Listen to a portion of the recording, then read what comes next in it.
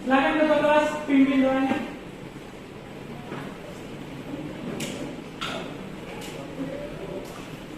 Teman-teman, untuk belajar hati berdoa. Berdoa dimulai.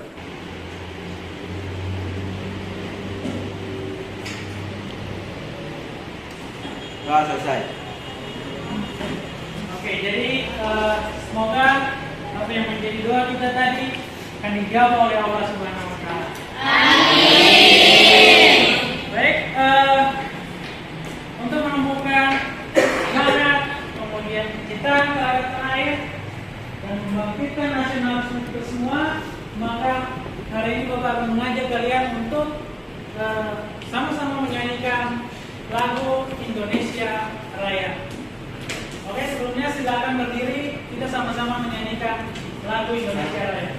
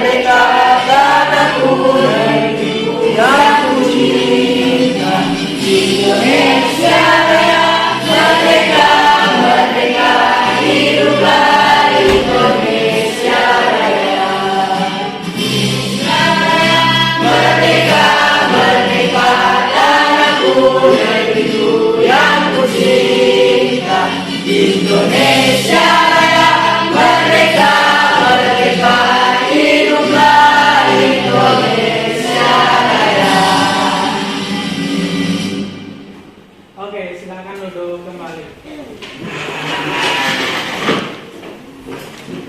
Oke, masih semangat ya? Ya. Oke.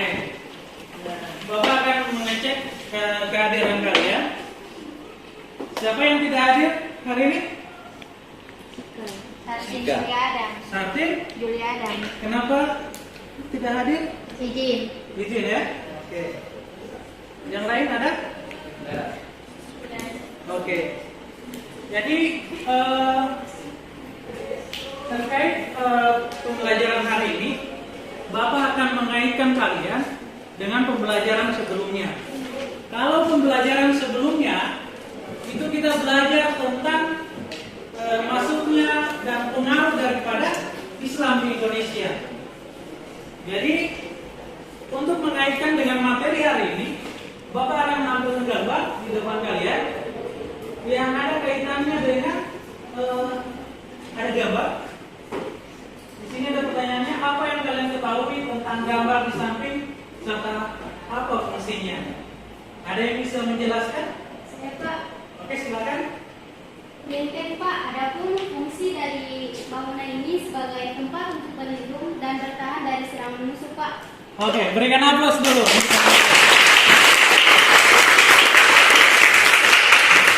Oke, itu tadi jawaban teman kalian. Ada yang ingin menambahkan? Siapa? Oke, silakan. Kemudian kami tampilkan, ini merupakan salah satu benteng yang ada di Provinsi Gorontalo, yakni Benteng Tanaha, yang merupakan salah satu cagar budaya yang ada di Provinsi Gorontalo. Oke, berikan aplaus kembali. Oke, sebelum lanjut, masih ada yang ingin menambahkan? Saya Pak. Oke, silakan. Seiring dengan berkembangnya zaman Pak, benteng ini juga sebagai tempat rekreasi atau tempat berlibur keluarga. Karena pemandangan dari puncak benteng Kembali berikan aplaus. Ada yang lain ingin menambahkan? Pak, Oke, silakan. kalau tidak salah saya pernah membaca bahwa Benteng Pertahanan ini merupakan tempat perlawanan rakyat dalam mengusir penjajah bangsa Portugis di Gorontalo. Oke, berikan aplaus kembali. Sekarang Bapak akan mengaitkan apa yang menjadi jawaban kalian tadi dengan apa yang menjadi materi yang akan kita bahas. Tadi kalian sudah menjelaskan tentang bagaimana benteng itu sebagai tempat untuk bertahan, berlindung. Kemudian kalian sudah menempatkan bahwa benteng itu sebagai tempat untuk rekreasi. Kemudian di sisi lain benteng sebagai cagar budaya, kan kayak gitu kan? Kemudian ada yang mengaitkan bahwa benteng ini sebagai tempat perlawanan rakyat Gorontalo untuk melawan yang namanya bangsa Portugis.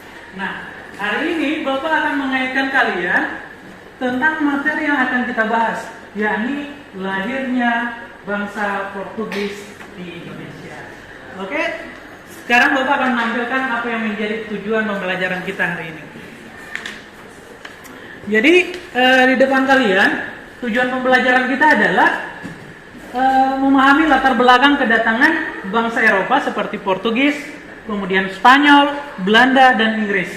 Kemudian melalui kegiatan diskusi dan tanya jawab, kalian akan mengidentifikasi terkait tokoh-tokoh Eropa yang menjadi perintis penjelajahan ke Indonesia. Kemudian melalui kegiatan diskusi kelompok, kalian akan menganalisis proses masuknya bangsa Portugis, kemudian Spanyol, kemudian Inggris, dan Belanda. Sampai pada tahap terakhir ada kaitannya dengan pembuatan proyek Madinah. Nanti akan kalian lakukan. Kemudian setelah itu kalian akan mempresentasikan terkait jadikan karya berupa Madinah itu sendiri. Oke, Bapak akan lanjut. Nah, terkait materi yang kemudian akan kita bahas nanti, tentunya ada manfaat daripada apa yang hari ini kita akan pelajari. Manfaat pertama adalah kita akan mengetahui bagaimana latar belakang kedatangan bangsa Portugis Barat seperti Portugis, Spanyol, kemudian Inggris, dan Belanda di Indonesia. Nanti itu sebagai bentuk manfaat yang kemudian kita akan pelajari. Sebelum Bapak akan masuk pada materinya, ada yang belum dipahami terkait apa yang menjadi materi kita hari ini? Paham ya sejauh ini? Ya. Sekarang Bapak akan menampilkan ini kompetensi dasar dan indikator pencapaian. Dan hari ini Bapak akan mengajak kalian untuk nonton video yang ada kaitannya dengan lahirnya kolonialisme dan imperialisme Barat di Indonesia. Oke, sedikit lagi kita akan menyimak videonya. Kembali lagi bersama saya Ridho Syah. Kali ini kita akan membahas tentang lahirnya kolonialisme dan imperialisme Barat. Dalam membahas materi ini, kita akan membagi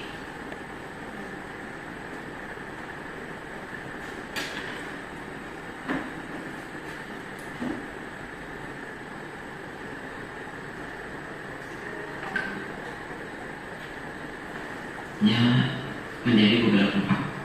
Kembali lagi bersama saya Ya, setelah videonya silakan disimak terkait lahirnya kolonialisme dan imperialisme Barat. Dalam membahas materi ini, kita akan membaginya menjadi beberapa faktor. Ada faktor utama, faktor pendukung, dan faktor pemicu. Pertama ada faktor utama. Faktor utama yaitu tujuan utamanya, seperti yang kita kenal sekarang. Ada goal, gospel, dan glory. Kita akan membahasnya satu persatu. Pertama, goal. Faktor pertama adalah adanya keinginan bangsa Eropa untuk berdagang secara langsung dengan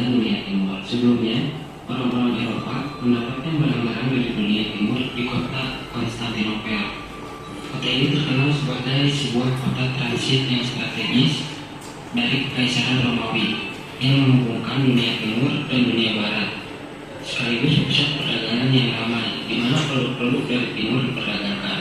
Barang-barang yang diperjualbelikan diantaranya seperti emas, perak, rempah-rempah, karpet, tembikar, daging, batu mulia, dan coklat. Di kota ini bangsa-bangsa barat membeli barang-barang tersebut dari pedagang perantara, seperti para saudagar Arab dan pedagang-pedagang dari Asia Tengah. Orang-orang barat menjual kembali barang-barang tersebut di Eropa dengan harga yang lebih mahal. Dari sinilah mereka perlahan-lahan mengenal kekayaan-kekayaan dari dunia timur. Kemudian dalam perkembangannya, bangsa-bangsa barat, terutama bangsa Portugis, merasa bahwa keuntungan dari perdagangan akan bertambah besar jika mereka berdagang secara langsung dengan pusat atau sumbernya dan tidak melalui pedagang-pedagang perantara di kota Konstantinopel. Bersamaan dengan itu, di Eropa pada waktu itu sedang marak menggunakan sistem ekonomi merkantilisme. Sistem ekonomi merkantilisme ini memiliki 3 butir pokok. Yang pertama, sasaran utamanya adalah mendapatkan logam mulia sebanyak-banyaknya.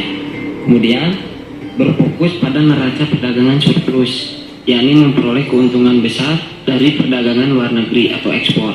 Yang ketiga, negara, bukan swasta, menjadi pelaku utama serta pengendali perekonomian negara. Sistem merkantilisme ini berkembang di Eropa pada abad ke-15 sampai abad ke-17 dan dianut oleh banyak negara seperti Portugis, Spanyol, Inggris, Prancis, dan Belanda. Berlandaskan tujuan itu, tidak sedikit penjelajahan dan pelayaran bangsa-bangsa Eropa yang dibiayai oleh raja atau negara. Setiap negara-negara tersebut saling bersaing untuk mendapatkan komoditas berharga tersebut. Selanjutnya adalah gospel atau menyebarkan agama Nasrani. Faktor utama lainnya yang mendorong lahirnya kolonialisme dan imperialisme adalah adanya keinginan untuk menyebarkan agama Nasrani atau Kristen ke seluruh dunia. Maka kita dapat memahami bahwa salah satu misi kolonialisme imperialisme bangsa barat ini, khususnya Portugis, adalah menyebarkan agama Nasrani. Dengan mematuhi seruan Paus, menyebarkan agama Nasrani ke wilayah-wilayah jajahannya, baik Raja Portugis maupun Raja Spanyol merasa telah mengemban tugas sebagai orang Katolik yang taat. Itulah sebabnya juga dalam setiap penjelajahan dan pendudukan, pelaut-pelaut Portugis dan Spanyol mengikut sertakan banyak misionaris Katolik. Kemudian ada glory, yaitu mencapai kejayaan sebagai bangsa. Sebagai bangsa yang telah lama dikuasai oleh bangsa Muslim, Portugis ingin bangkit dan membuktikan kepada bangsa-bangsa Eropa lain bahwa Portugis mampu membangun bangsanya dengan kekuatannya sendiri. Lebih dari itu, Portugis hendak membuktikan bahwa bangsa Portugis tidak akan pernah lagi berada di bawah kekuasaan bangsa-bangsa lain, tetapi menguasai bangsa-bangsa lain. Dengan membangun semangat itu, ada perasaan kejayaan sebagai sebuah bangsa. Semangat untuk mencapai kejayaan sebagai bangsa itulah yang melahirkan era penjelajahan samudera yang dipelopori oleh bangsa Portugis. Selanjutnya adalah faktor-faktor pendukung imperialisme dan kolonialisme bangsa Eropa. Yang pertama adalah adanya berbagai penemuan baru dalam berbagai bidang, termasuk dalam bidang teknologi maritim. Ditemukannya kompas, navigasi, kartografi, dan karavel membawa perubahan besar dalam kemajuan kemaritiman bangsa-bangsa Eropa. Banyak ahli mengatakan jatuhnya Konstantinopel menginspirasi abad penemuan, sebab orang-orang Eropa berpikir keras menemukan jalur-jalur dan pusat-pusat perdagangan rempah-rempah yang baru. Kemudian yang kedua, semenjak munculnya penemuan Galileo Galilei bahwa dunia itu bulat, para penjelajah tertantang untuk membuktikannya. Berturut-turut pelaut-pelaut Portugis, Spanyol, Inggris, Belanda, dan Prancis berlayar melalui samudera ke segala penjuru dunia. Rasa penasaran dan idealisme ini diperkuat oleh kisah perjalanan yang ditulis oleh Marco Polo, yang kemudian disatukan dalam bentuk buku yang berjudul The Travel of Marco Polo. Buku ini memisahkan tentang keajaiban dan kemakmuran wilayah di dunia timur. Kemudian faktor pendukung yang ketiga adalah bahwa Portugis dan Spanyol menjadi tempat pengungsian pengusaha dan pekerja-pekerja terampil asal Konstantinopel ketika kota ini dikuasai oleh Kesultanan Turki Ottoman. Ahli pengetahuan ini ikut membantu kedua negara itu dalam melakukan perluasan wilayah-wilayah baru di luar daratan Eropa dan Mediterania. Selanjutnya pembahasan tentang faktor pemicu kolonialisme dan imperialisme bangsa Eropa. Faktor pemicunya adalah jatuhnya kota Konstantinopel atau yang kita kenal sekarang adalah kota Istanbul dari tangan Kekaisaran Romawi yang direbut oleh Kekaisaran Turki Ottoman. Sultan Muhammad Al-Fatih, penguasa Turki Ottoman, menjalankan politik yang mempersulit pedagang Eropa beroperasi di daerah kekuasaannya. Akibatnya, satu-satunya akses orang Eropa melalui darat ke jalur Asia terputus. Oleh karena itu, bangsa Barat yang dipelopori Portugis berusaha keras mencari sumber-sumber dan rute-rute baru untuk mendapatkan rempah-rempah. Masa ketika orang-orang Eropa seperti Portugis dan kemudian disusul Spanyol melakukan perjalanan ke wilayah timur ini dikenal dengan sebutan era penjelajahan samudera yang berlangsung pada tahun 1490-an sampai 1650. Terima kasih sudah menyaksikan video ini. Semoga bermanfaat. Assalamualaikum warahmatullahi wabarakatuh. Oke, tadi ada penampilan video, kemudian kalian sudah menyimak terkait apa yang kemudian ada dalam video. Kalian ada yang ingin bertanya tentang materi tadi atau video yang ditampilkan ada? Tidak ada? Oke, kalau tidak ada kita akan lanjut terkait penampilan gambar selanjutnya.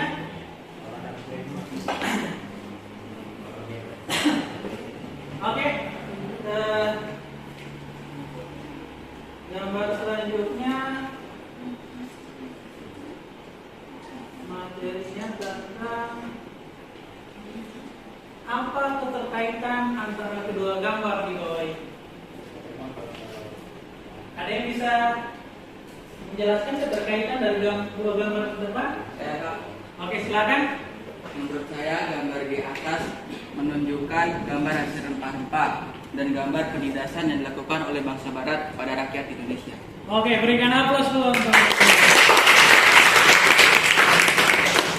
Oke, ada yang ingin menambahkan lagi? Saya Pak. Oke, silakan. Jadi kedatangan bangsa Barat di Indonesia tidak hanya untuk mencari rempah-rempah, tapi juga dengan penguasaan daerah penjajahan untuk mencapai suatu kejayaan Pak. Oke, berikan aplaus kembali. Oke, sebelum Bapak lanjut, ada lagi yang ingin menambahkan? Saya Pak, Oke, silakan.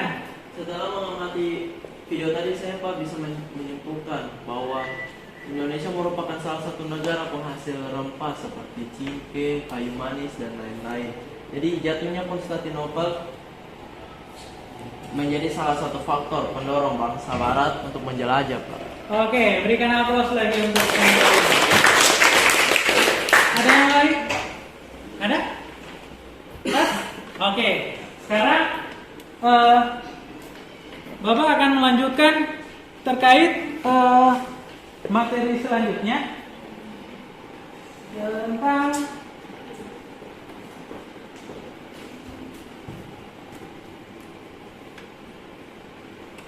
latar belakang kedatangan penjajahan bangsa Eropa ke Indonesia.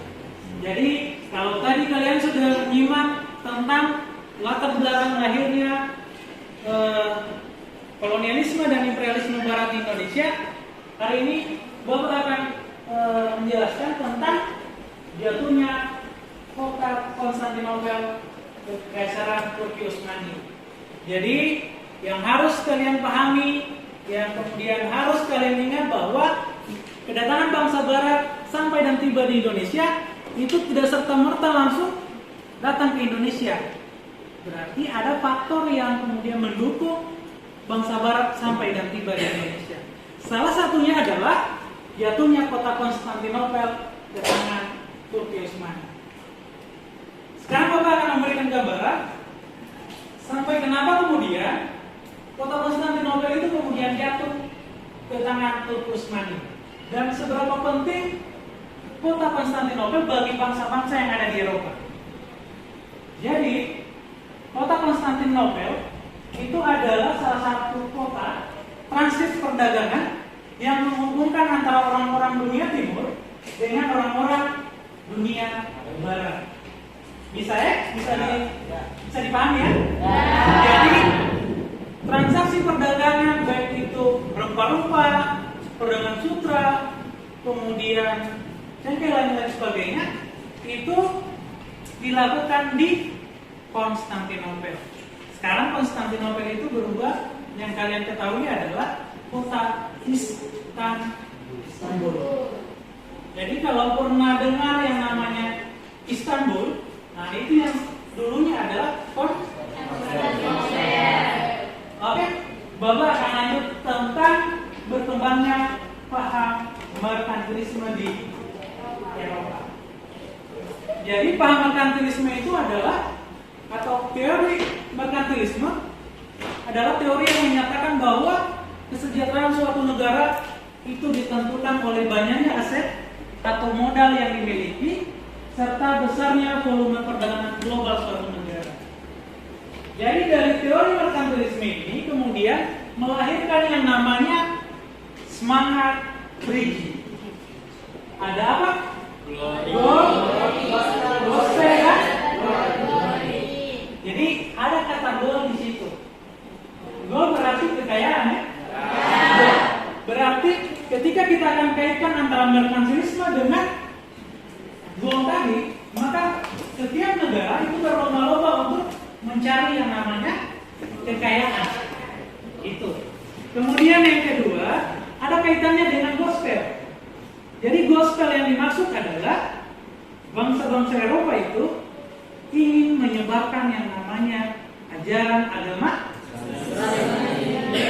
Jadi di samping mereka mencari rempah-rempah, mereka juga ingin menyebarkan yang namanya ajaran Nasrani. Itu yang kemudian ditunjukkan oleh bangsa-bangsa Eropa yang nanti sebentar akan kalian bahas dalam kegiatan diskusi nanti. Kemudian ada aspek selanjutnya, ada yang dikenal dengan glory. Glory yang dimaksud adalah kejayaan.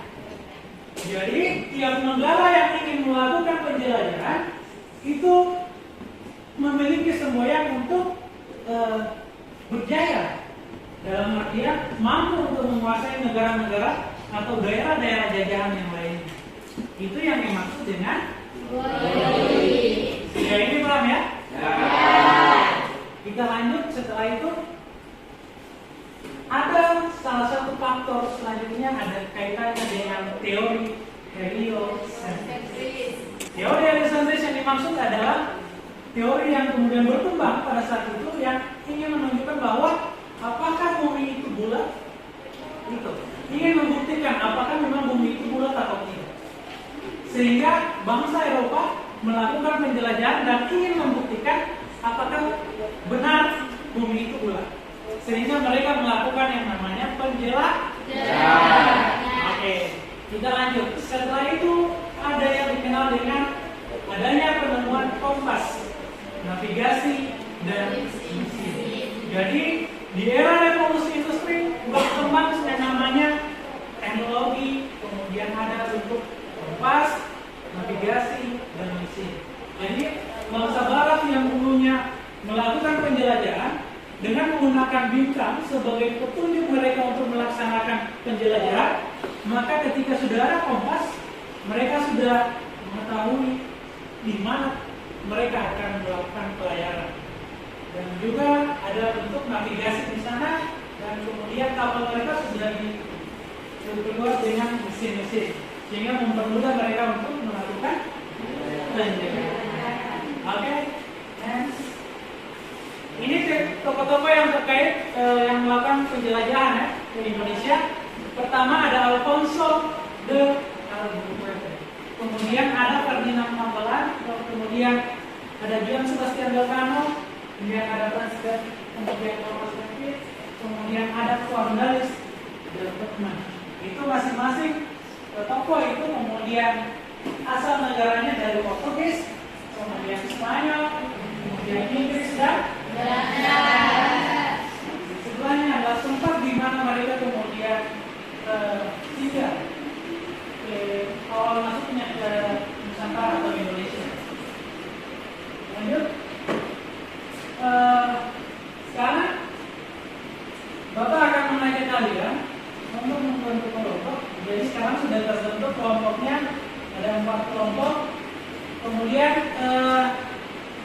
kemarin Bapak sudah menyampaikan terkait hal apa yang kemudian kita akan lakukan hari ini.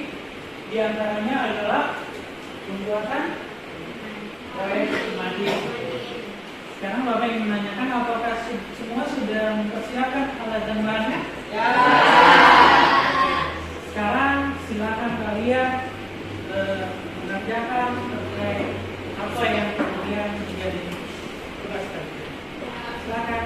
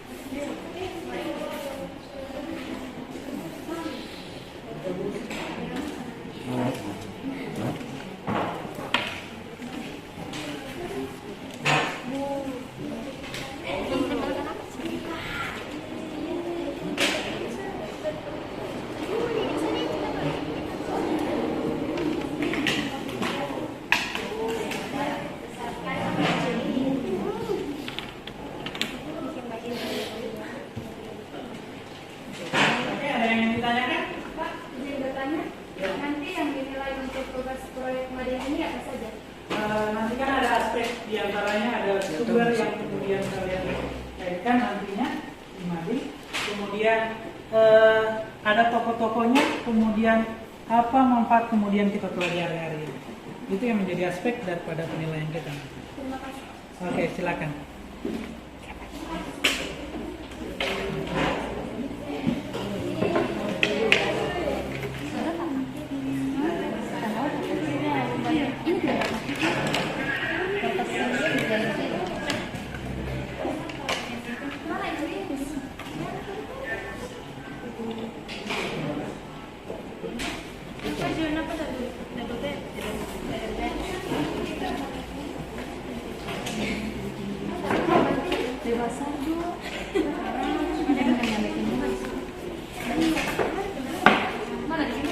Di situ yang bikin ini.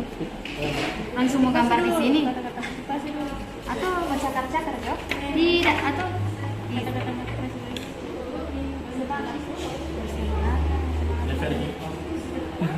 apa dah? Nah, ini apa dulu?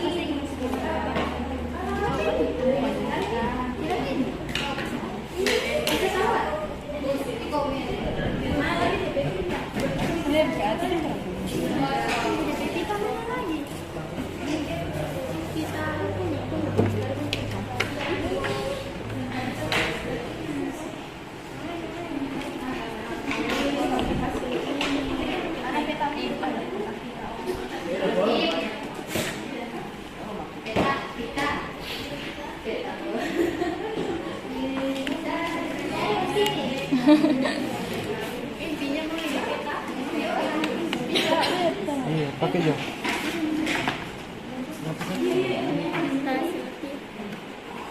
Selotip.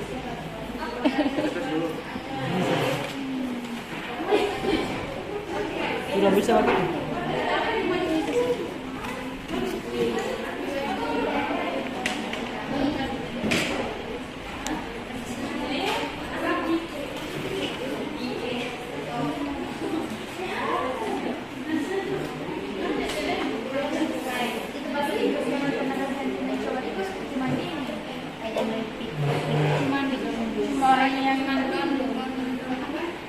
Apa cepat Jo?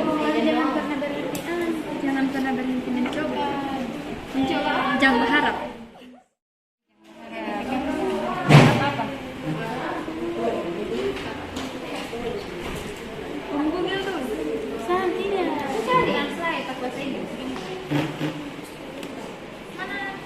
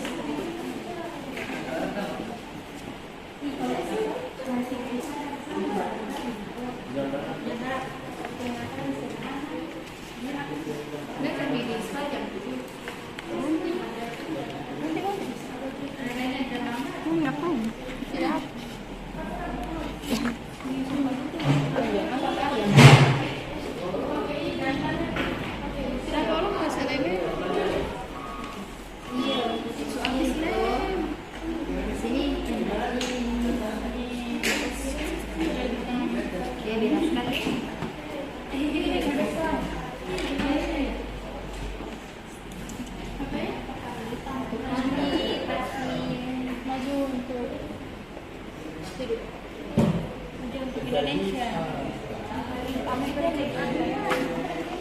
Tapi ini.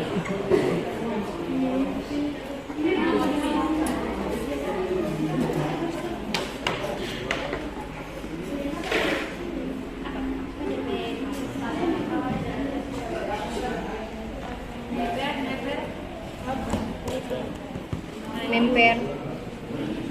Maju.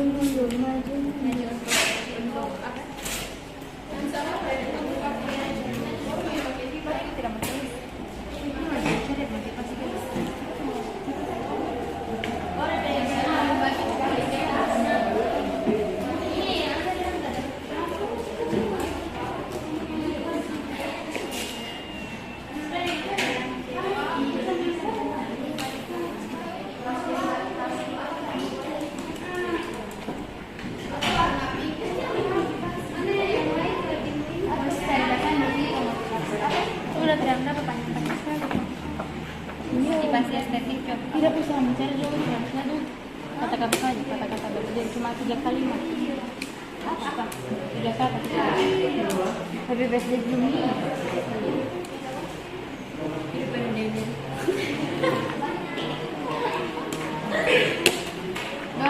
Don't stop the train. Jangan pernah berhenti.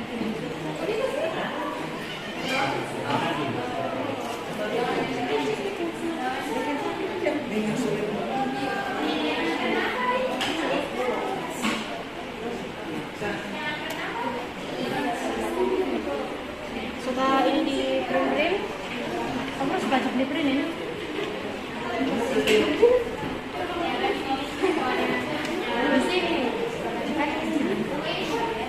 Melo ini biar deh.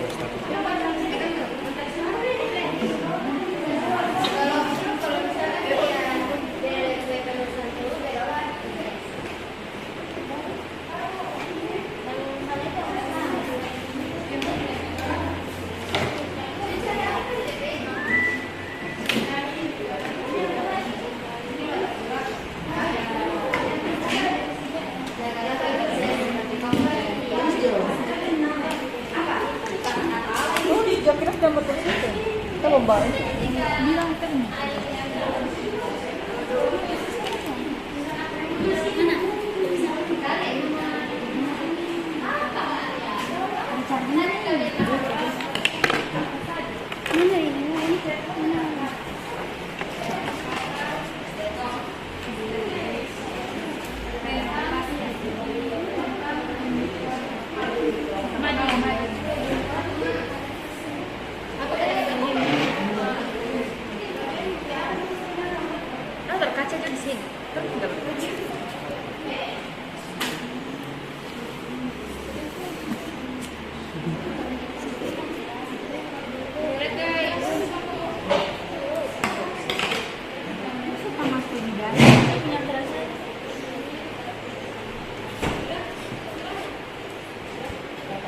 Panjang banget.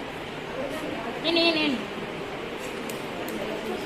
Abang sudah banget tapi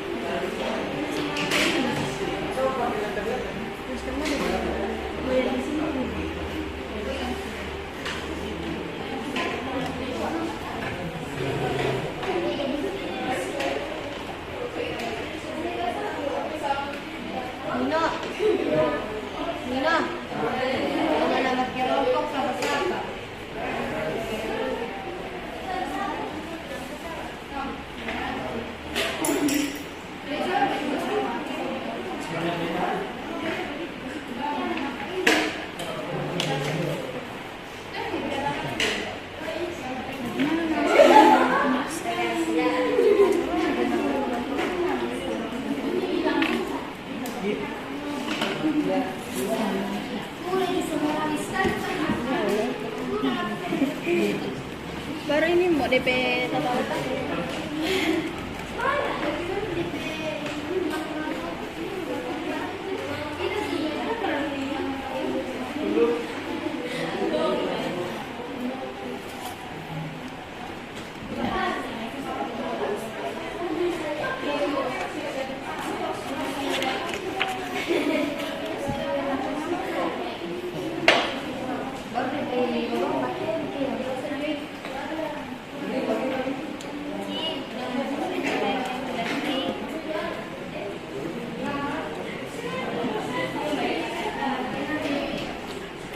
Baru dia terasa maju dong.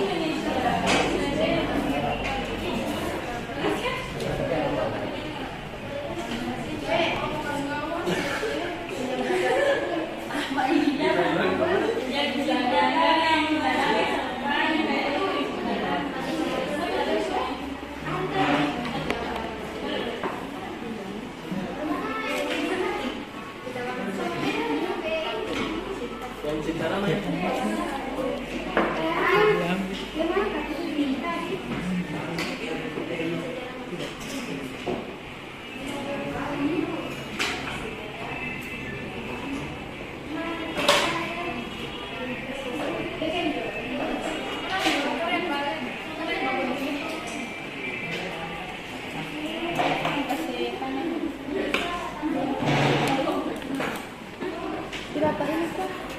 Itu dia namanya gitu.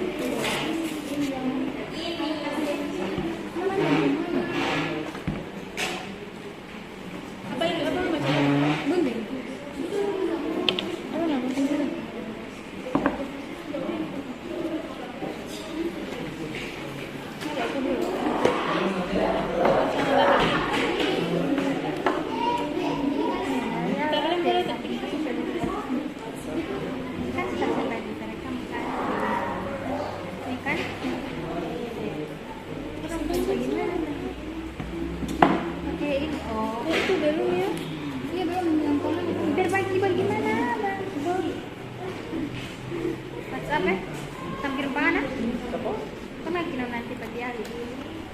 Apa itu? Untuk ngapain suara?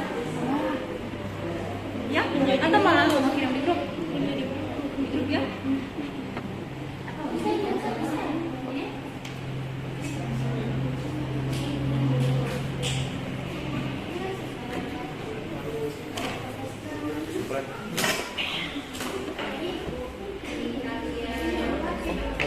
Sendiri kesimpulan gitu.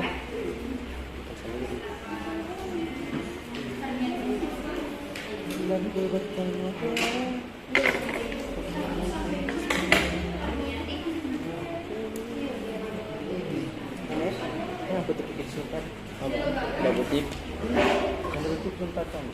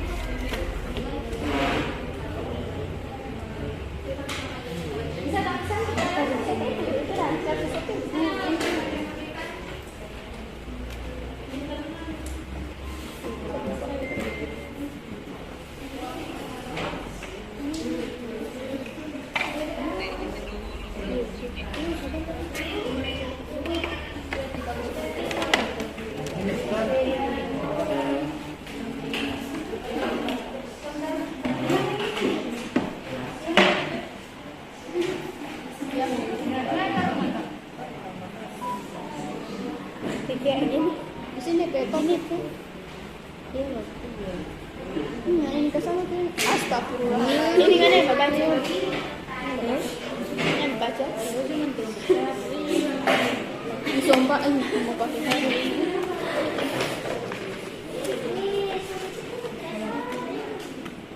Itu yang tak ini supaya makan waktu itu.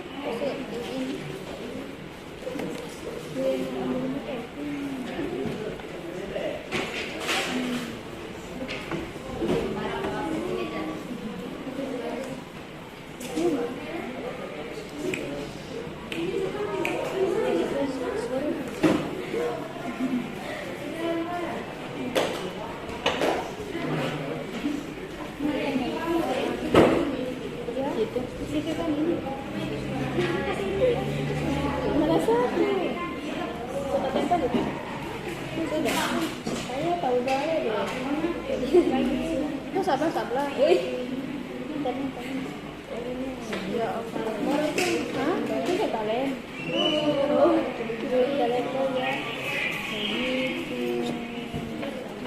Begini.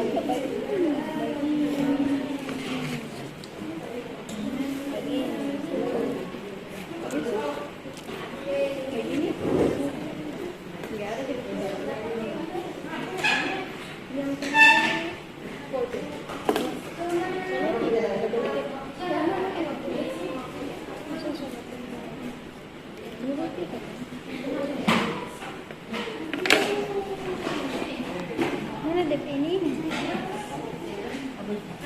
Mana DP awanan ini?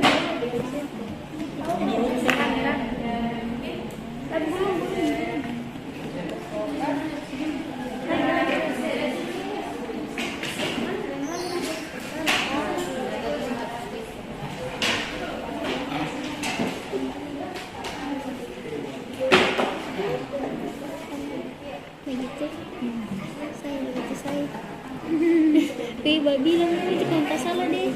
Namanya salah. Kenapa?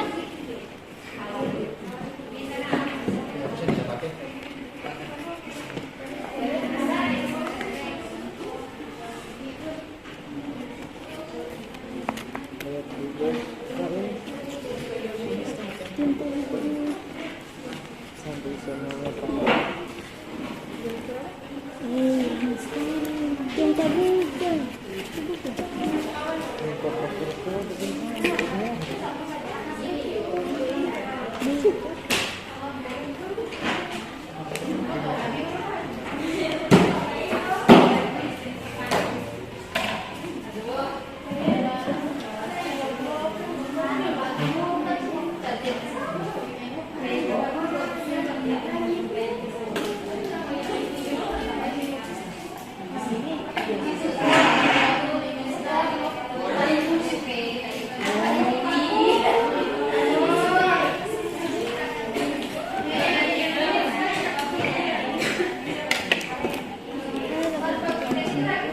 Apa itu?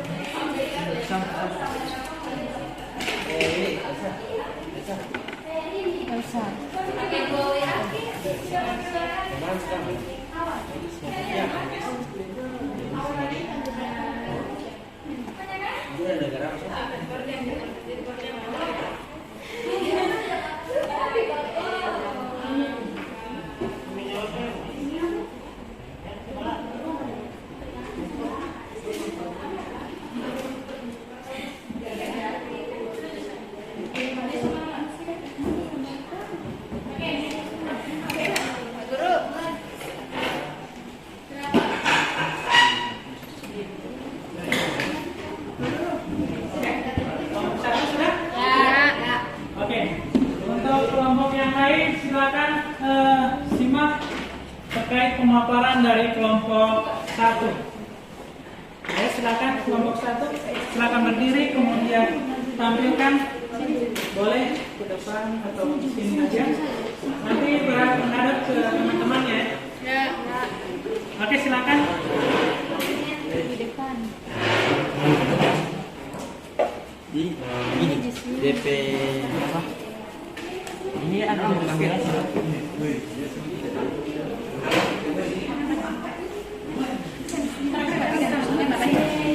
Biarkan ke sana. Sana kalau Bapak baca.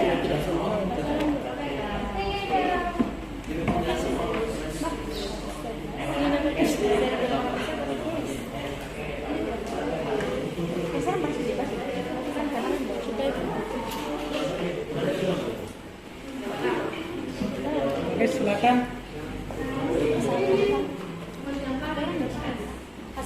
Assalamualaikum warahmatullahi wabarakatuh.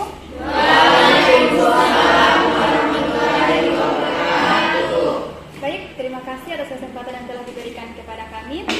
Perkenalkan, nama saya Harmiati Mustafa, perwakilan dari kelompok 1. Berdirinya saya di sini akan mempresentasikan tentang materi dan latar belakang kedatangan bangsa Portugis ke Indonesia. Pada tahun 1511, armada Portugis berhasil menguasai Malaka dan mulai memasuki wilayah kepulauan Nusantara yang mereka sebut sebagai Tanah India. Orang-orang Portugis pun segera mengetahui bahwa Kepulauan Nusantara merupakan tanah penghasil rempah-rempah, terutama wilayah Maluku. Rombongan Alfonso de Albuquerque ternyata membawa ambisi yang jauh lebih besar daripada sekadar pulakan rempah-rempah. Orang-orang Portugis tersebut segera menyerbu ke Sultan Malaka dan merebut wilayah yang memungkinkan mereka melakukan monopoli perdagangan rempah-rempah.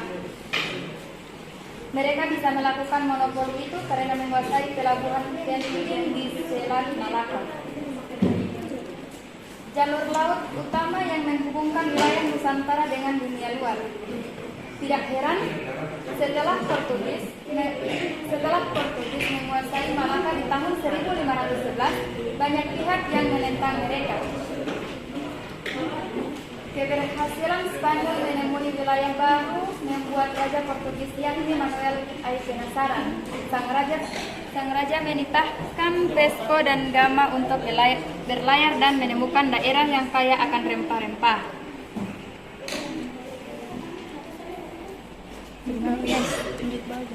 Elaine Senkeu dalam Good Hope, The First of Vasco da Gama 1967 mengungkapkan perjalanan Vasco dan Gama dimulai melalui rel Tanjung Harapan, Afrika. Selanjutnya, riwayat masuknya bangsa Portugis ke Indonesia adalah sebagai berikut. Yang pertama, tujuan masuknya bangsa Portugis ke Indonesia. Bangsa Portugis ingin mencari lokasi penghasil rempah-rempah, monopoli perdagangan rempah di Nusantara,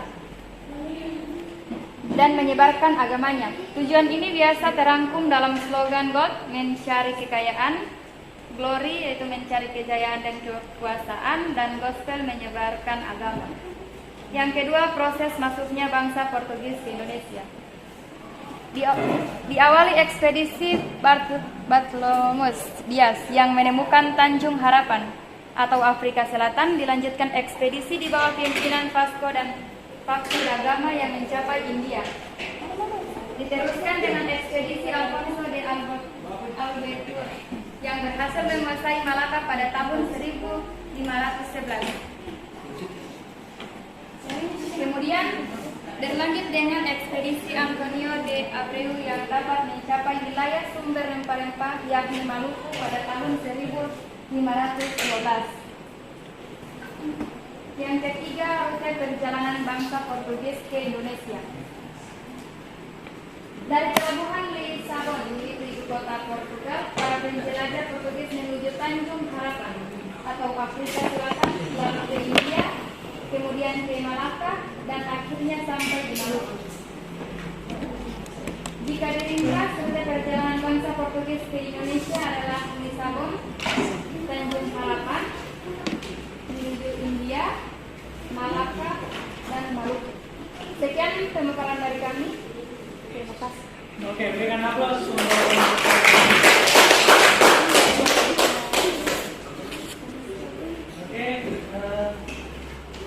kelompok lain yang ingin tampil.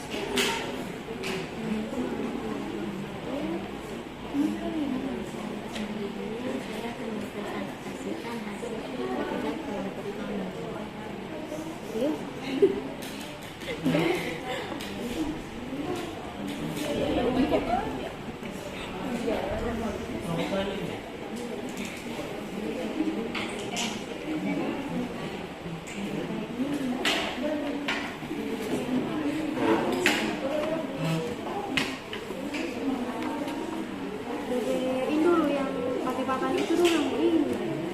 Orang di situ yang masalah orang kuning. Mana itu Rino? Kenapa? Bentong balik gimana patah di sini nih? Ada foto?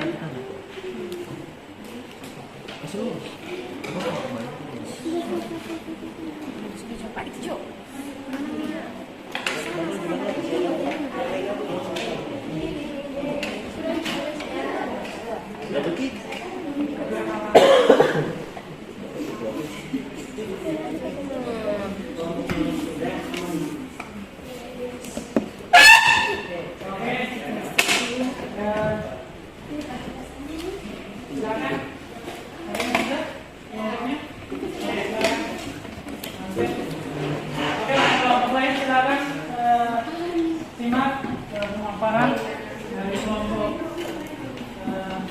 Kalian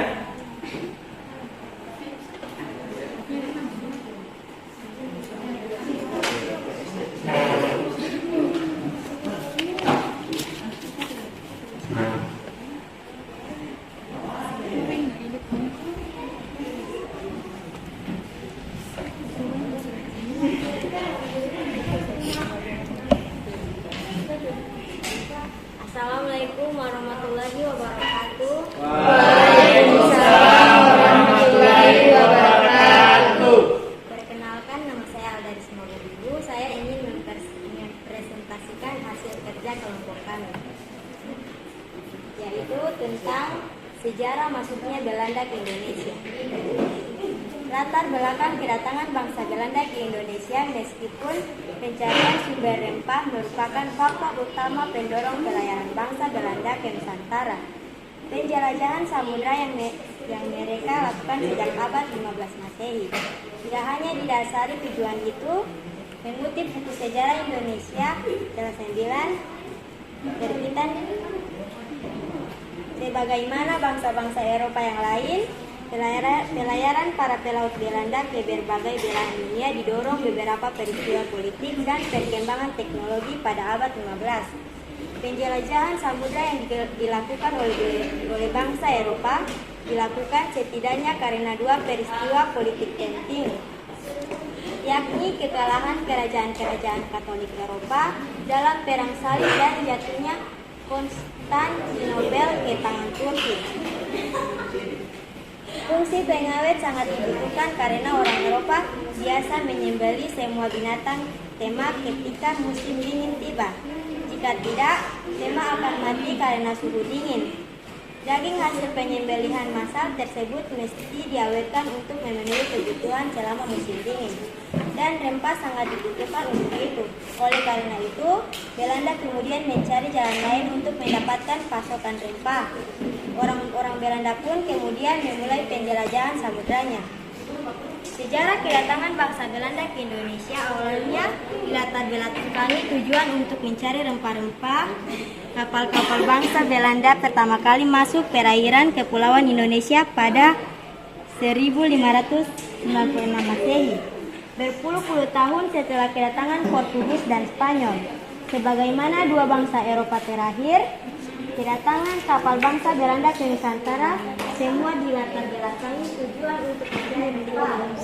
Usaha pencarian rempah oleh Belanda tidak terlepas dari dominasi Spanyol dan Portugis, dua imperium terbesar daratan Eropa pada masanya. Tadinya, Belanda mendapat suplai rempah dari Lisboa, ibu kota Portugis. Namun, sejak Spanyol menguasai wilayah Belanda, negeri Orange dilarang menerima suplai rempah dari Portugis. Padahal menurut sejarawan sejarah Indonesia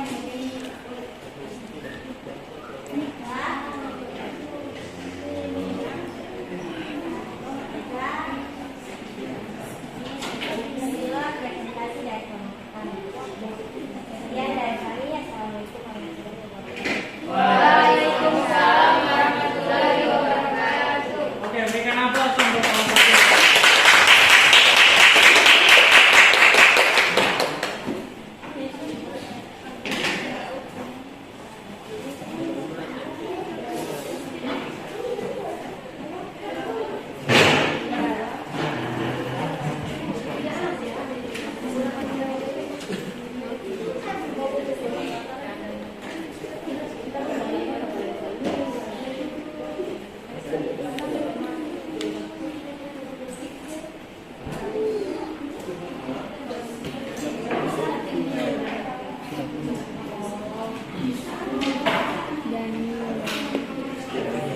Tidak ada.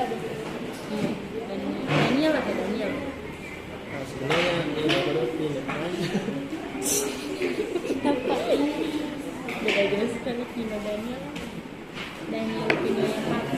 Daniel itu Bisa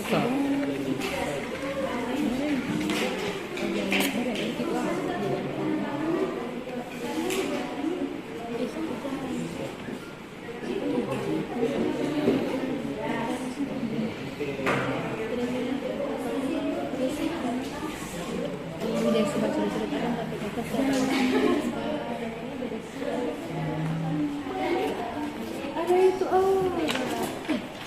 Kenapa tenda?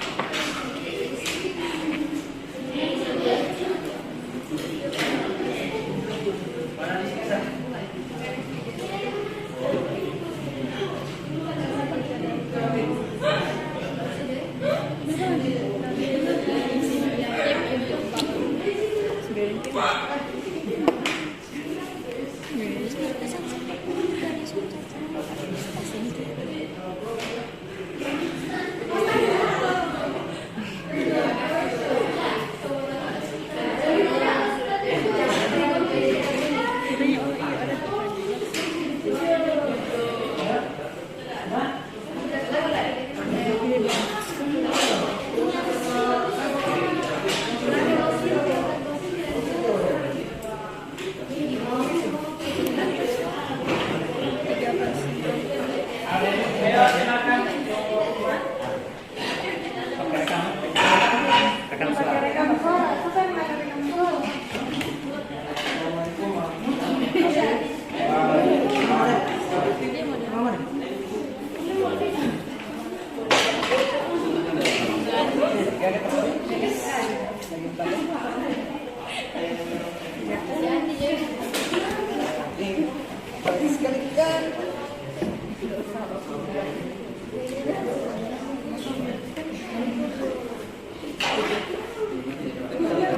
Banyak mana?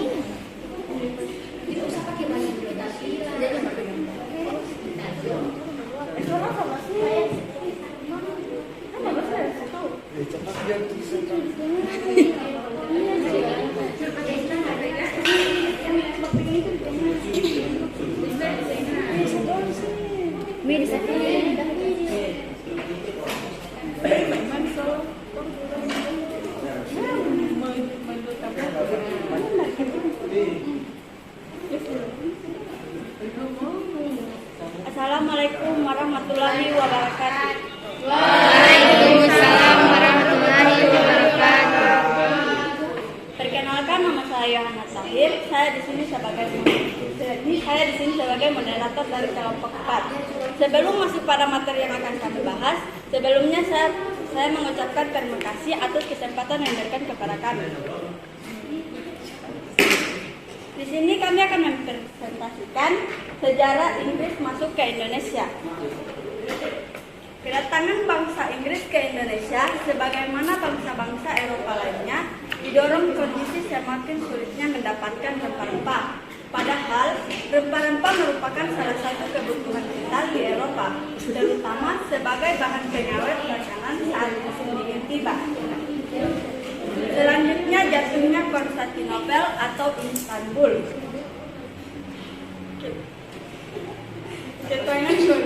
Kesultanan Turki Utsmani pada era Sultan Mehmed II. Para pedagang Eropa harus mencari jalan.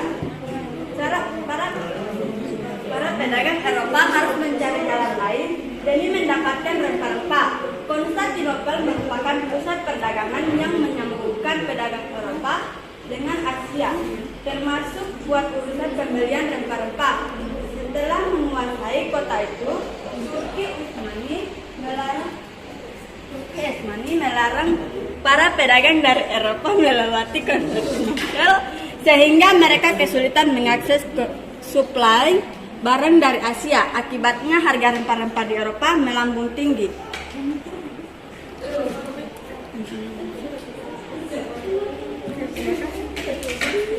Sekian dari kami. Wassalamualaikum warahmatullahi wabarakatuh.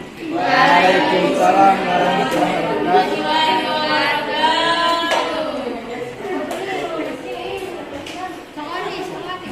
Oke, berikan aplaus untuk kelompok.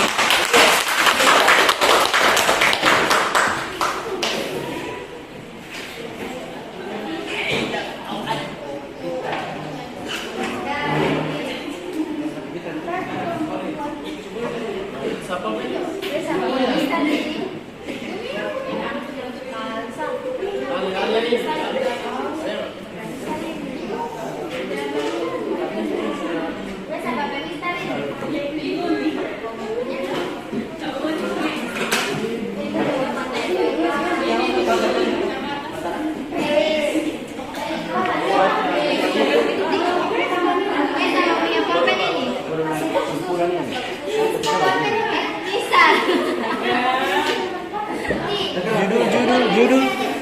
Ayo. Latihan untuk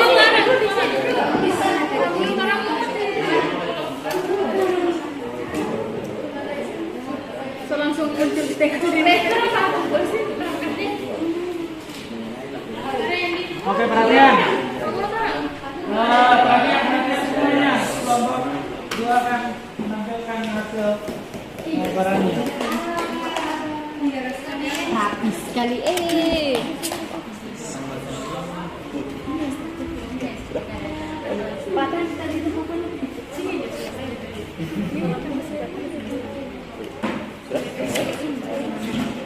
Ya, assalamualaikum warahmatullahi wabarakatuh. Waalaikumsalam warahmatullahi wabarakatuh. Jadi di sini kami akan mempresentasikan hasil kerja sama kami di kelompok 2, yaitu sejarah penjelajahan dan penjajahan bangsa Spanyol di Indonesia. Jadi, seperti halnya penjajahan bangsa Portugis di Indonesia, Spanyol juga pernah menduduki wilayah Indonesia.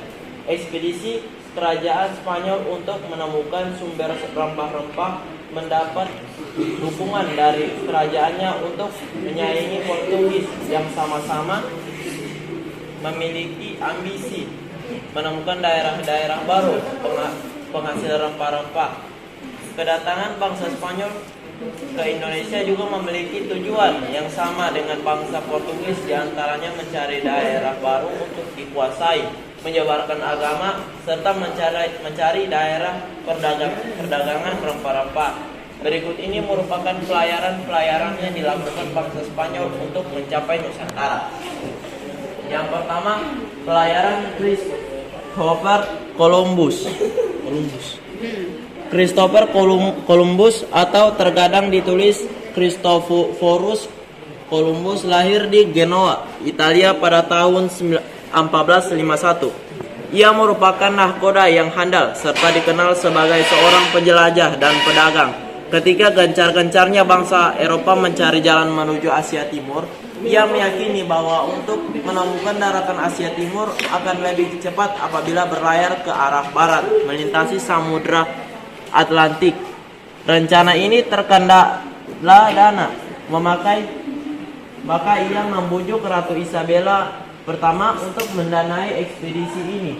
Akhirnya disetujui dan Columbus berangkat pada 3 Agustus 1492 di pelabuhan Paulus Spanyol. Ekspedisi ini berlabuh pertama kali di Kepulauan Kanari, lepas pantai Afrika. Selanjutnya 6 September pelayaran dilanjutkan ke arah barat. Pelayaran ini berisiko sangat tinggi karena banyak kedatangan bangsa Spanyol di Maluku. Merupakan impian yang menjadi nyata bagi bangsa Spanyol, yaitu sampai di daerah penghasil rempah-rempah. Orang Spanyol kemudian melakukan perdagangan dengan orang-orang Maluku. Kedatangan dan perdagangan bangsa Spanyol di Maluku menimbulkan pertentangan oleh bangsa Portugis yang menganggap bahwa Spanyol melanggar hak monopoli Portugis. Selanjutnya terjadi persaingan dagang antara Portugis dan Spanyol. Persaingan ini juga sejalan dengan dua kerajaan yang sedang bersekutu di Maluku, yaitu Kerajaan Ternate dan Tidore. Penyelesaian dari konflik ini yaitu dilakukannya perjanjian Saragossa Spanyol pada 1529. Perjanjian ini berisi: pertama, Spanyol meninggalkan Maluku dan melakukan perdagangan di Filipina. Portugis tetap melakukan kegiatan perdagangan di Kepulauan Maluku. Kesimpulan dari hasil presentasi materi barusan tentang kedatangan bangsa Spanyol ke Indonesia, kita dapat mengetahui bahwa tujuan bangsa Spanyol datang ke Indonesia yaitu untuk berdagang dengan orang-orang Maluku, sebab Maluku merupakan salah satu wilayah penghasil rempah-rempah. Ya, sekian dari presentasi kami. Assalamualaikum warahmatullahi wabarakatuh.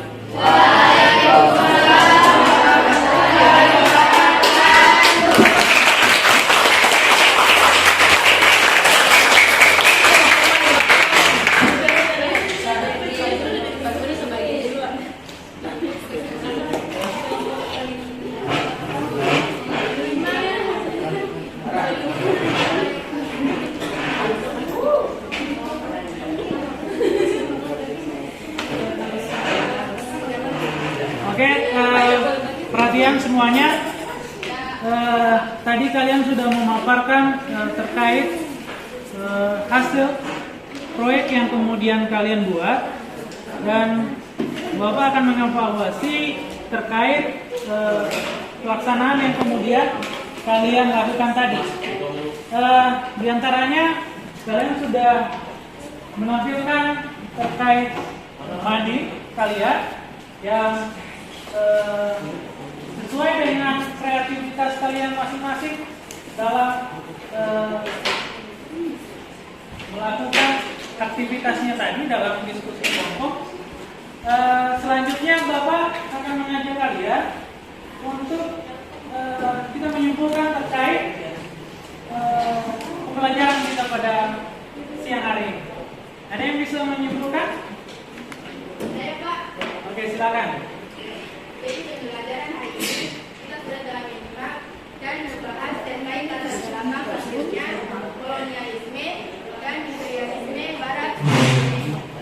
Oke, ada yang lain? Ya Pak, Oke, silakan. saya mau menambahkan Pak terkait materi yang hari ini kita bahas.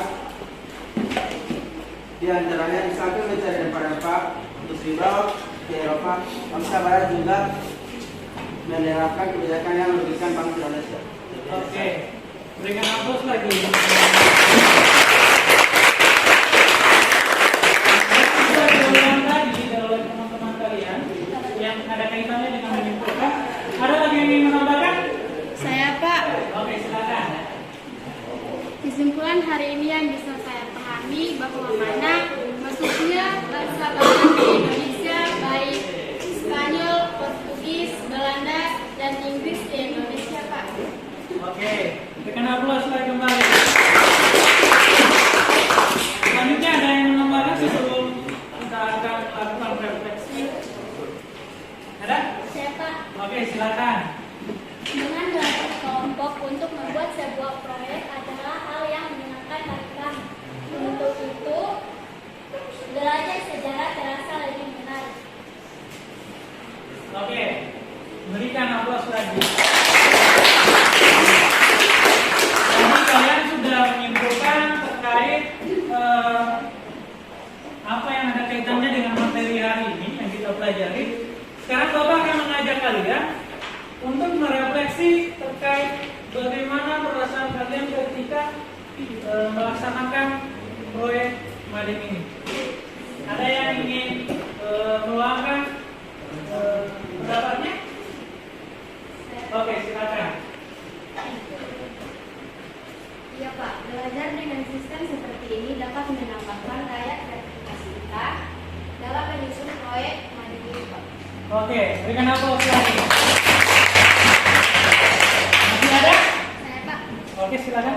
proyeknya simpel tapi menarik Pak karena kita dapat menuangkan gagasan dalam menyusun dan membuat hasil proyek makin yang menarik.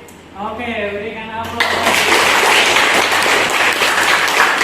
Masih ada sebelum kita tutup, anak-anak? Cukup? Oke. Jadi terkait apa yang kemudian tadi kalian simpulkan, kemudian kalian merefleksi bagaimana terkait model pembelajaran hari ini, maka Bapak akan menyimpulkan yang harus kalian pahami bahwa kita tidak hanya melihat dari segi negatif saja terkait kedatangan bangsa Portugis, Spanyol, Inggris, ataupun misalnya Belanda, tapi yang harus kita simpulkan adalah bagaimana semangat, kemudian sifat perjuangan yang itu kemudian harus kita berikan dalam kehidupan sehari-hari. Kalau pikir itu saja terkait proses pembelajaran kita pada siang hari ini. Lebih dan kurangnya Bapak mohon maaf. Sekian. Assalamualaikum warahmatullahi wabarakatuh.